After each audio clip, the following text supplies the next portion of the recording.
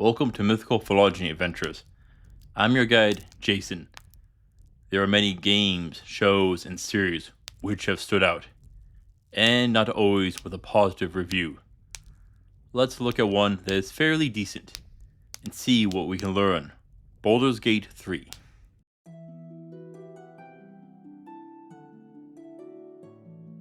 I'll just do the plot here, and the characters next time.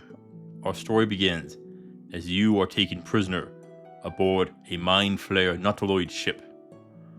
While there, a tadpole is shoved into your head as the ship is attacked. You will meet Lizelle, and she will explain your situation. In days, you'll sprout tentacles and become a Mind Flayer. Oh, and you will die. You'll also meet Shadowheart before successfully crashing the ship and escaping to freedom. Shadowheart also has a mysterious artifact, which will come into play shortly. She was part of a group sent to find it due to others looking for it. While fleeing through the burning ship, it can create a false sense of urgency. You are on a damaged ship, and there is fire, but you don't need to hurry, at least until the last section, where there is a timer. But it is long, pretty basic for the introduction. But as you start on the coast, you'll add Gale and Astarion to your party. Later on, will. Now, the setup here does a couple of things. 1. You again have a false timer, but the desperate situation allows you to add more cruel party members without being completely unreasonable. As you travel, you'll eventually find a fight between some tieflings, adventurers, and goblins. Afterwards, you'll find out about the tension between the tiefling refugees and the druid enclave that they are hiding in. The tieflings are going to Baldur's Gate, but the path is blocked by the goblin camp. The druids are on short supply, and having the antics of the tiefling children aren't helping. The druid leader, Kaga, is wanting them gone.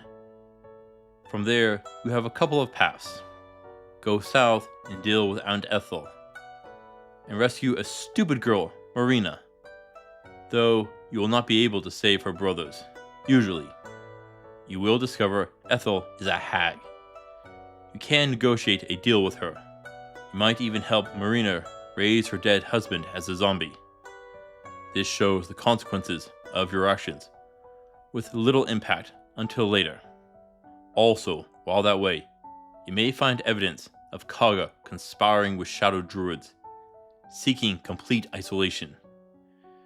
You may side with Kaga and lose all access to the grove, or put an end to the shadow druids. Sadly, if you choose the first, it seals off many storylines. There is a tendency to lean towards the noble actions mostly. This is very apparent in the Raphael storyline. A devil will approach you and offer you a cure, but even if you jump at his deal, you can't take the first version. Going north offers only a little. Getting Karlach, the last of the main party members, and Joaquin's Rest, a burning outpost, but ties to a companion story, and dealing with some smugglers. Overall, this is the weakest part. But the main story goes to the west, and the goblin camp. As you enter the camp, you'll have a vision, and the artifact will spring into action to save you. Later, you'll show the first signs of transforming as you go to sleep. You'll then meet the Guardian, who you will learn is keeping you from transforming. You'll meet again and gain a little more information about a mysterious struggle, but nothing more. From there, you can enter the goblin camp, and there are a few ways to handle this. Go in arrows flying, spells blazing, and swords slashing until they are all gone. Or play along and sneak through, but this route gives two options. Remove the goblin leaders who serve a mysterious deity known as the Absolute, or side with the goblins against the druids and tieflings, or you can double cross them later. But if you know a trick, you can spare the goblin leader Minthara to recruit her later to your side. And this is a major choice, which will impact you later. And this is a major part of Baldur Gate's success. Choices matter, good and bad. And there are several ways to handle most situations. This provides replayability. After that, there are two main things to do in this act. Go to the Creche. This mostly offers information on the artifact and the Guardian. You'll learn the lore of the Githyanki false goddess, Vlaakith, and even get the first connections to a rebellion against her, those seeking out Prince Orpheus. The other is the Underdark. Overall, this will provide more information on the Absolute. You'll eventually find the cult working with some Dweger dwarves. You'll get another encouragement to go to Moonrise Tower. Act 1 serves as a good introduction to the mechanics and consequences of the actions. You'll also meet many of the major players and get teased as to the main villain and the secret of the artifact.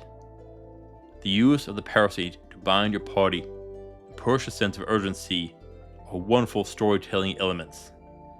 Now, due to you being free to explore as you want, this could create the sense of urgency feeling weak.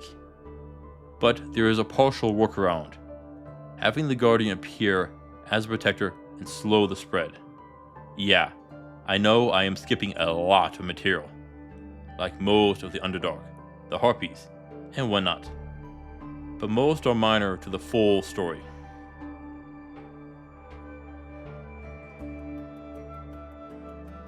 You now enter the Shadowlands and seek Moonrise Tower.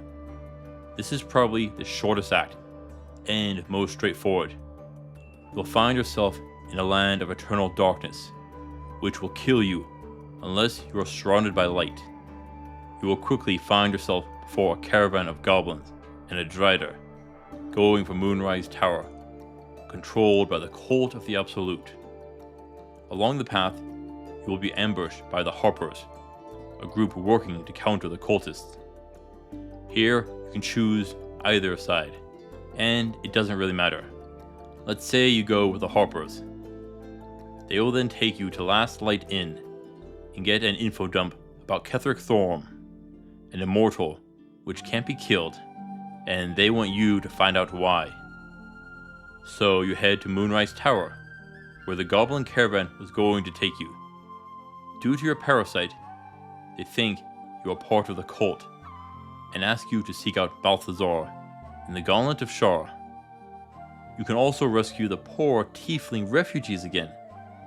They are trapped in the castle. Now, there are a few things to do. Hunting down the other Thorms, and even working to cure the Shadow Curse from the lands. But that doesn't take effect until after you leave. So sadly, it doesn't affect you. Through the Gauntlet, you'll learn Ketheric Thorm's backstory about his daughter, and that he is immortal due to an angelic prisoner, Dame Aelin.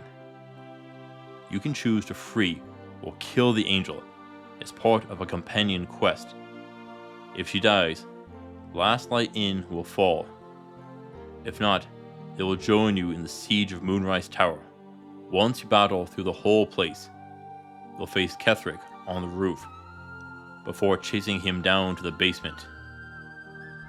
Now, if you are a proper adventurer, you have already fully explored the tower and found part of a Mind Flayer colony at the bottom.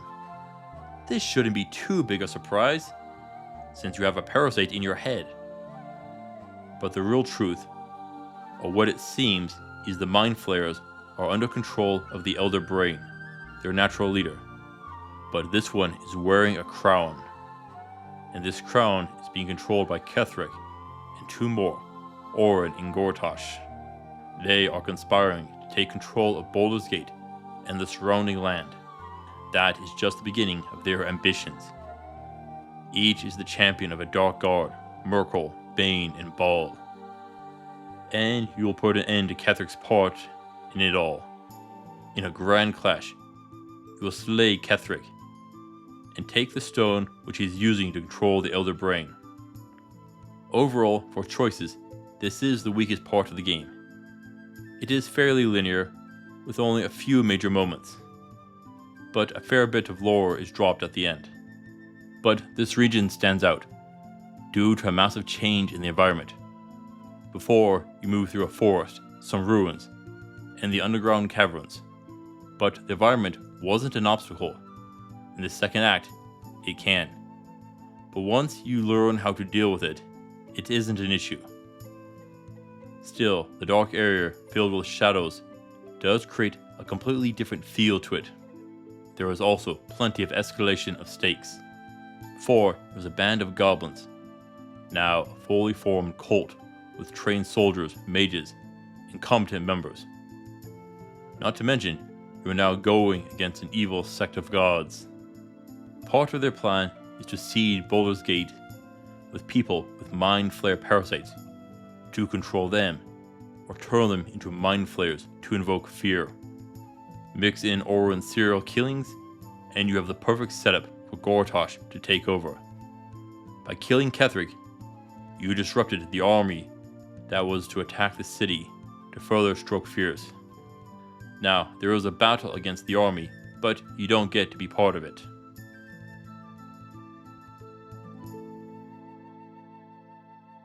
The final act begins with an attack by the Githyanki on your camp, and your party will flee into the artifact to protect your guardian. You'll soon be approached by a mind flayer called the Emperor, who is really your guardian. Once you are safe, you'll get another major info dump. The artifact is the prison which holds the Githyanki prince, Orpheus, and the rebellion against the false goddess Vlaakith needs him. Vlaakith sealed the prince away because he had an innate power to disrupt the hive mind of mind flayers.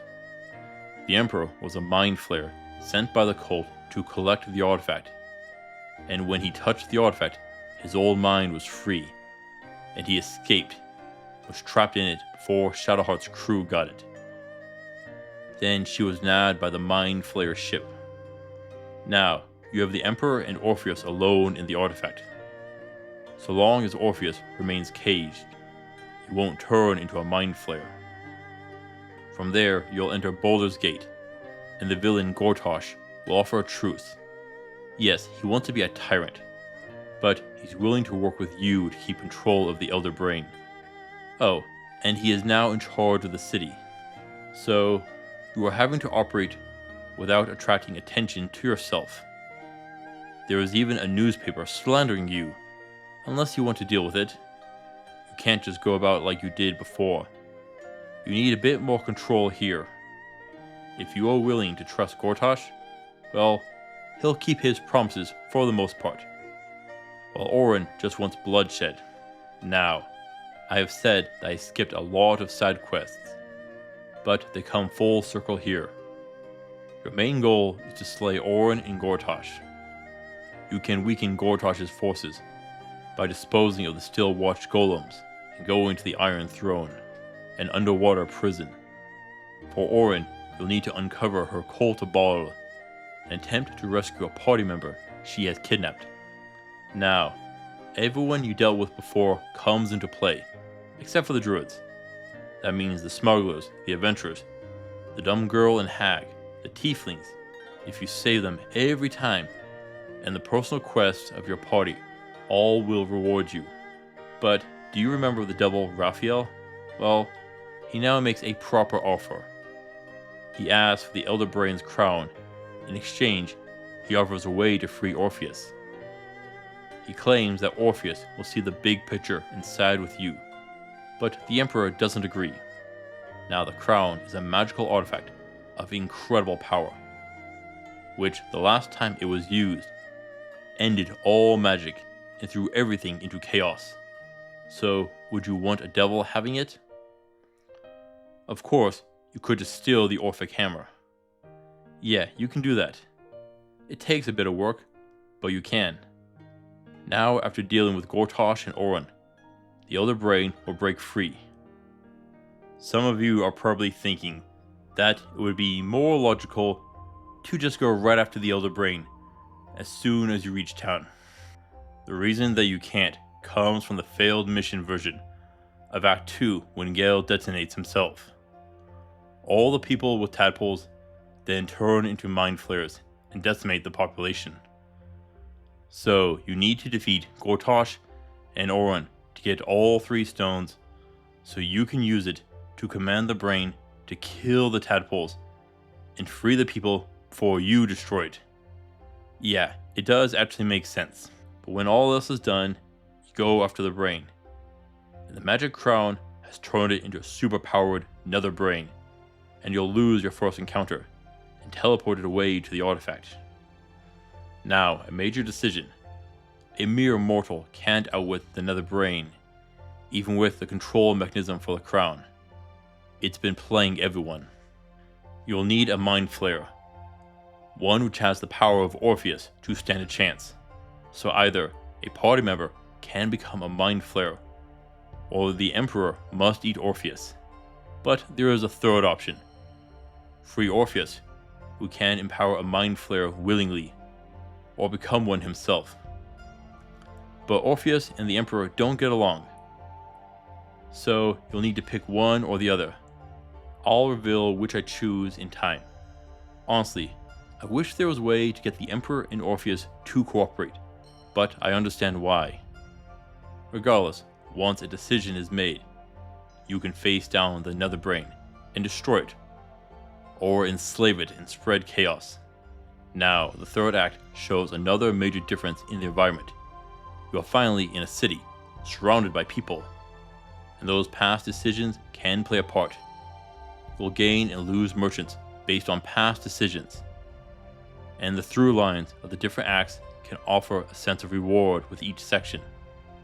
Most of your decisions can even play part in the final battle. All the side quests build allies. Unfortunately, there doesn't seem to be a sense of urgency in the third act. You can take all the time in the world. This is sadly a weak point. Now, if Orin was actually doing what she said she was going to do, and started killing party members, then it would be there. Mind you, no one likes losing party members, which is why they didn't do it. And there was another problem. At the end of Act 2, there is a sense of stakes and danger. But Act 3 is much slower. The danger is more subtle, but tangible. The Elder Brain is breaking free, and there are a couple of tricks they use to enforce that. One, the Elder Brain is causing earthquakes, and second, there are characters which can turn into mind flayers at a moment's notice. And this is one part of Baldur Gate 3's success. Your decisions matter, and going different routes can create a different feel. Playing evil is even courage with a Dark Urge playthrough, and it can create a completely different feel to many encounters, particularly if you lean into the role-playing. Oh, and it's a fun game, with interesting characters, and I'll go over them next time. Sorry that I didn't go over every little detail. This video is already longer than my target length. There are many storytelling elements that you can borrow from Baldur's Gate 3 for your own campaigns and stories. From creating an illusion of time constraints, changes in the environment, raising the stakes, bringing back familiar faces, and providing choices with impact. Thank you for watching, adventurers. Please return next time for the characters. Until next time, I'll see you on the roads.